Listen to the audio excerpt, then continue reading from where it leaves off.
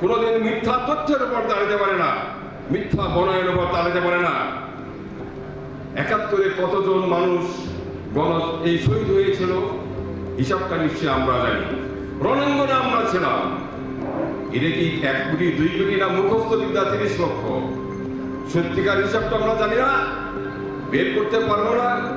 এই মিথ্যা বয়ান, লক্ষ লক্ষ বানোয়াট বয়ান আমরা বন্ধ করে আমরা যদি মুক্তিযোদ্ধা সংসদে আসি, সত্যিকারে কতজন গণশহীদ হয়েছিল তার সংখ্যা জাতির সামনে উপস্থিত করবো। ৭১ সালে কি ২ লক্ষ মা বলিত দিয়েছিল? হিসাবটা কোথায়?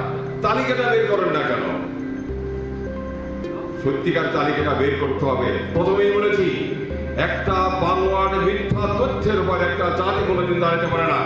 সম্প্রতিকালে আমরা মন্ত্রণালয়ে মুক্তিযোদ্ধাদের সমস্ত সুযোগ সুবিধা একটি জায়গা থেকে যাতে দেওয়া হয়, জন্য মন্ত্রণালয়ে একটা সেল গঠনের জন্য আমরা বলেছিলাম। আমি গতকাল চিঠি পেয়েছি, সেখানে একটা সেল গঠন করা হয়েছে। একজন ডিপ্টি সেক্রেটারি আর একজন সহকারী সচিবকে দায়িত্ব দেওয়া হয়েছে।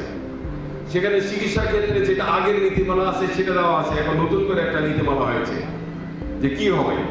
বাংলাদেশের ২৬টা হাসপাতাল, প্রধানত ঢাকার বাইরেও ২-১টা আছে, এটা হলো গোপালগঞ্জ আছে, আরো ২-১টা আছে, 26টা হাসপাতাল। সেখানে মুক্তিযোদ্ধারা চিকিৎসা নেবে ৫ লক্ষ টাকা, তারা বিনামূল্যে সমস্ত সামগ্রী পাবে ৫ লক্ষ টাকা। আর মুক্তিযোদ্ধাদের স্ত্রীরা পাবে ২ লক্ষ টাকা এই 26টা হাসপাতালে।